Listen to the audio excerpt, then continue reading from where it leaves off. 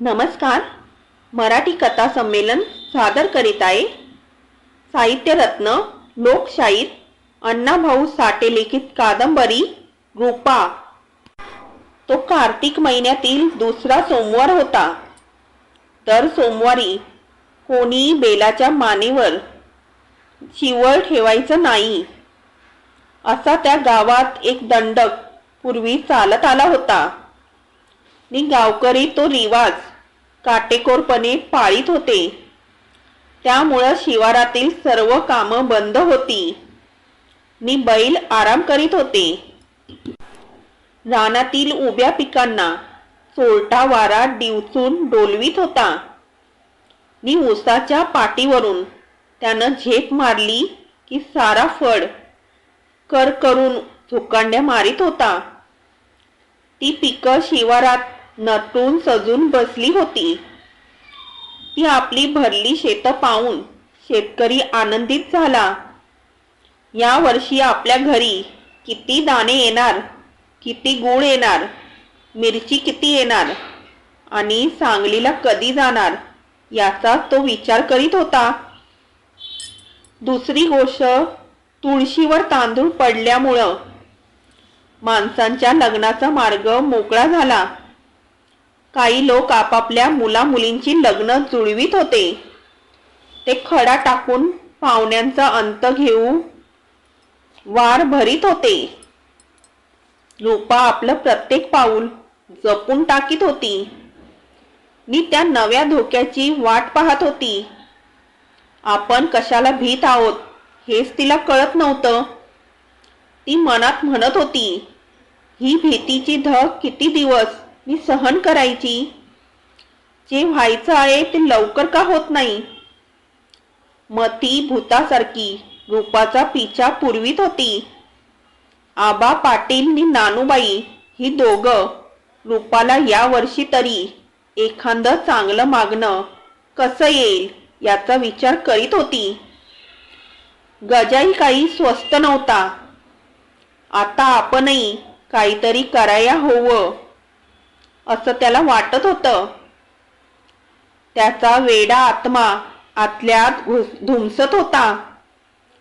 तो दिवसभर तेल्याच्या कट्ट्यावर बसायचा आणि जेव्हा दिवसातून एकदा दोनदा रूपा सारजाबाईकडे जात होती तेव्हा त्याच्या हातापायाची आग होत होती आणि आपला आत्मा जणू आपल्या वैऱ्याच्या घरी जात आहे असं त्याला वाटत होतं. एका सकाळी रामराव न्याहारी करून सोप्यात निवांत बसले होते तेव्हा चौकटीत जाऊन सारजाबाईनं बोलणं काढलं.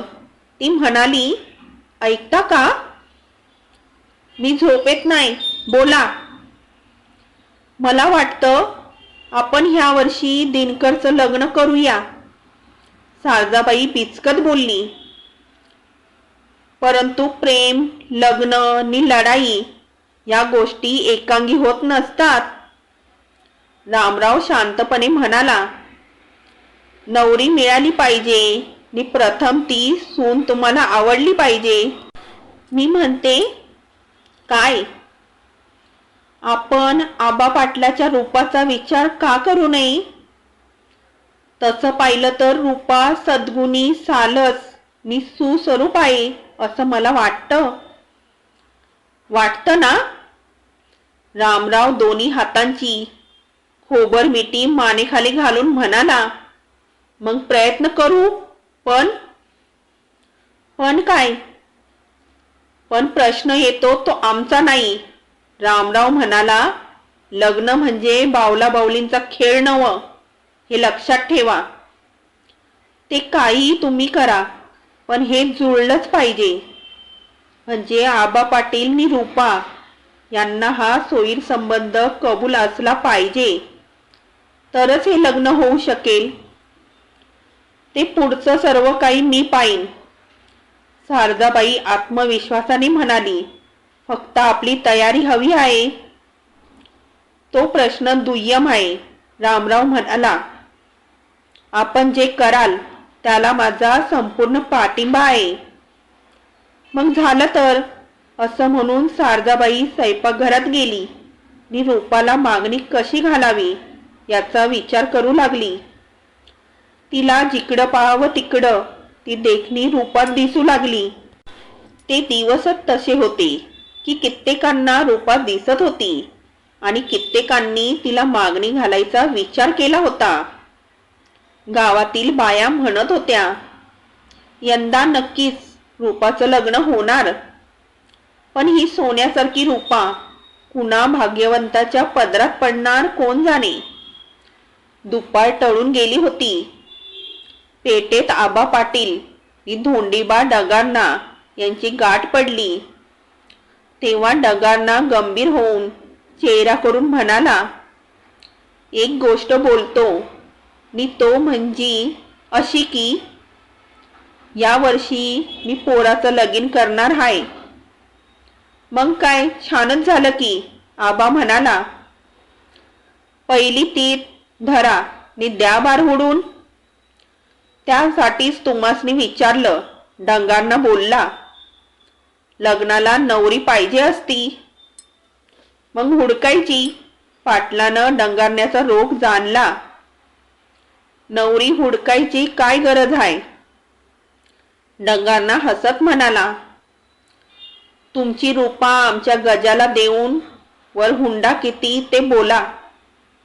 असं का? मग मला विचार करावा लागल. आबा पाटील शांतपणे म्हणाला, ही लग्नाची बाब असून शिवाय हुंडा देऊन पदरात धोंडा घ्यायचा आहे. बरं, तुमची मर्जी. विचार करायचा तर खुशाल करा. असं बोलून अवमानित डंगांना एका वाण्याच्या दुकानात शिरला आणि एका खोडाला पाठ लावून शांत बसला. तो मनात म्हणाला, तेही खरं. ज्योतिबाच्या देवळात घंटा वाजत होती. मती रानातून आली. देवाला हात जोडून मनात म्हणाली, देवा, म्या गजाचं लई पैसं खाल्लं तरी माझ्या नवसाला पाव नि रूपाला चांगला विचार सुचू दे. मग ती तिथंच एका पायरीवर बसली. थोड्या वेळानं 5 बैलगाड्या आल्या. त्यातील पहिल्या गाडीत अण्णासाहेब बसला होता. त्यानं मतीला विचारलं, ए बाई, आबा पाटलाचं घर कोणत्या बाजूला आहे? कंच्या गावचं तुम्ही? मती बोलली. आम्ही धायवाडचं. अण्णासाहेब म्हणाला. सोयर संबंधासाठी आलोत, कारण त्यांच्या घरात एक मुलगी आहे. हाय की? कशी काय आहे? ती व्हय, अक्षी चांदणीवाणी. मती म्हणाली. खोटं कशाला बोलू? रूपानं देखणी हाय. पण आणि बेळकी मती नुसती पण म्हणून गप्प झाली. अण्णासाहेब म्हणाला, या तुझ्या पणचा अर्थ असा की ती मुलगी वानानं ठीक असून गुणानं बरी नाही. मतीनं देवाच्या पायरीवर हात ठेवून सांगितलं, तुम्ही म्हणता तेच खरं हाय. हाणार गाड्या परत. अण्णासाहेब ओरडला. त्या गाड्या गरागर फिरून परत चालू लागल्या. मतीनं एका क्षणात रूपाचं एक लग्न मोडून आपल्या कार्याला आरंभ केला. पेटेत डंगारण्याशी बोलून आबा पाटील घरी आला आणि चकित झाला. कारण रामराव, सारजाबाई आणि त्यांच्या भावकीतले अनेक लोक सोप्यात बसले होते. आबा पाटलानं सोप्यात जाऊन रामराव जवळ बसून विचारलं, रामराव, कसं येणं केलं? तुमची रूपा आम्हाला हवी आहे. रामराव बोलला. एकाएकी आबा पाटील म्हणाला, तुम्ही येणार आहात याची कल्पना होतीच. आम्ही आमची रूपा तुम्हाला देऊन टाकली. पुढं बोला. आता पुढं काय बोलायचं? रामराव आनंदित होऊन म्हणाला, आता हे लग्न कसं करायचं तेवढं सांगा. ते तुम्ही सांगा. आबा पाटील बोलला. मग माझं ऐका. या लग्नाचा सर्व भार माझ्या खांद्यावर द्या, रामरावनं सांगून टाकलं. आबा पाटील म्हणाला, ते का? निम्मा भार आम्ही घेऊ. मग ठरलं, रामराव बोलला. ठरलं, आबा पाटलानं उत्तर दिलं. त्याच घडीला दिनकर नि रूपा यांच्या लग्नाची सुपारी फुटली. लगेच गावात ती बातमी वाऱ्यासारखी पसरली आणि ती बातमी ऐकून गजाच्या मस्तकात डोंब उचमला नि मतीच्या तोंडचं पाणीच पळालं. ती तशीच गजाकडे गेली, म्हणाली, गजा, मी हरले बाबा. काय हरकत आहे? गजा नाक फुगून म्हणाला, वरातीच्या दिवशी घोड्यावर नवरा मारीन तरच ही डंगारण्याची औलाद. वैशाखाला आरंभ झाला. गावोगाव लग्न होऊ लागली. लग्नाच्या गाड्या या गावाकडून त्या गावाकडे जात होत्या आणि त्या गाड्यात नटून बसलेल्या मुलींना पाहून रूपा मोहरत होती आणि आपलंही लग्न होणार आहे याची तिला आठवण होत होती. मग ती हर्षभरीत होत होती. ती स्वतःला सांगत होती, रूपा, थोडा धीर धर. तो दिवस आता दूर नाही, नाहीतर आनंदानं तुझं हृदय विदीर्ण होऊन मरशील. आणि आणि गजानं आपला ठाम निर्धार केला होता. तो वेडापिसा झाला होता. त्याला काहीच सुचत नव्हतं. तो वरातीच्या घोड्यावरून उडवायचाच, मग त्याला मरणच येईल ना. येऊ दे, असं मनातल्या मनात बडबडत होता. मतीनं गोगलगाईचा अवतार घेतला होता.